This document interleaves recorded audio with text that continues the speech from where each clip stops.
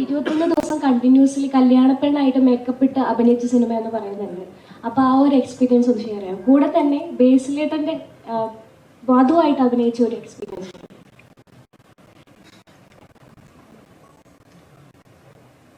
Hello, hi, എല്ലാവർക്കും നമസ്കാരം. 21 ദിവസം ഗുരുവായൂർ സെറ്റ് ഇട്ടിട്ടാണ് നമ്മളത് ഷൂട്ട് ചെയ്തത്. അപ്പം ഫസ്റ്റ് ഡേ റെഡിയായി എല്ലാം സെറ്റായി. ഞാൻ ഭയങ്കര എക്സൈറ്റഡ് ആയിരുന്നു. കല്യാണപ്പെണ്ണ്, നല്ല കോസ്റ്റ്യൂം, നല്ല ജ്വല്ലറി, ലപ്പു, ഭയങ്കര എക്സൈറ്റഡ് ആയിരുന്നു.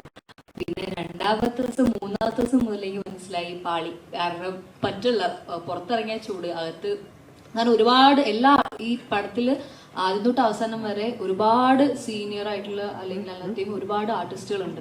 അപ്പം എല്ലാവരും കൂടി ഒരുമിച്ച് വരുന്നതാണ് ഈ ക്ലൈമാക്സ് മൊത്തത്തിൽ, എല്ലാ ആർട്ടിസ്റ്റും. അപ്പം ക്ലൈമാക്സ് ആകുമ്പോൾ ഇവരെല്ലാവരെയും വെച്ച് ചെയ്യണം. അപ്പം നമുക്ക് അവിടെ വന്നിട്ട് നമ്മൾ കുറേ സമയം നമ്മൾ വെറുതെ ഇരിക്കേണ്ടി വരും ചിലപ്പോൾ. അപ്പം മിക്ക സമയങ്ങളിൽ നമ്മൾ കാരവാനിൽ തന്നെ ആയിരിക്കും, അല്ലെങ്കിൽ ചില സമയം നമുക്ക് അവിടെ ഇരിക്കാൻ പറ്റില്ല, ബോറടിക്കും, പുറത്തേക്ക് ഇറങ്ങും. അപ്പം അങ്ങനെ അത് ഷൂട്ട് പോയിക്കൊണ്ടിരുന്നത്. ചിലപ്പം നമുക്ക് ഉറങ്ങാൻ പറ്റില്ല, കാരണം എനിക്ക് ഇത്രയും സെറ്റ് വെച്ചുകൊണ്ട് ഉറങ്ങാൻ പറ്റില്ല, റെസ്റ്റ് എടുക്കാൻ പറ്റില്ല. ബട്ട് സ്റ്റിൽ പുറത്തേക്ക് ഇറങ്ങി ആ ഷൂട്ടൊക്കെ കാണുന്ന സമയത്ത് ഭയങ്കര രസമാണ്. കാരണം ആ ചെയ്യുന്ന രീതി, അതായത് എല്ലാം ഷൂട്ട് ചെയ്തേക്കുന്ന ഓർഡറിലായിരുന്നില്ല, ബട്ട് സ്റ്റിൽ ആ കണ്ടിന്യൂറ്റി ആദ്യം മുതൽ അവസാനം വരെ അത് പിടിച്ച് ചെയ്തു. അപ്പൊ അതൊക്കെ എനിക്കൊരു ന്യൂ എക്സ്പീരിയൻസ് ആണ്. ഇത്രയും വലിയൊരു സെറ്റിൽ ഇത്രയും സീനിയർ ആയിട്ടുള്ള ആൾക്കാരോട് ചെയ്യാനുള്ളത് എനിക്ക് ഭയങ്കര ന്യൂ എക്സ്പീരിയൻസ് ആയിരുന്നു.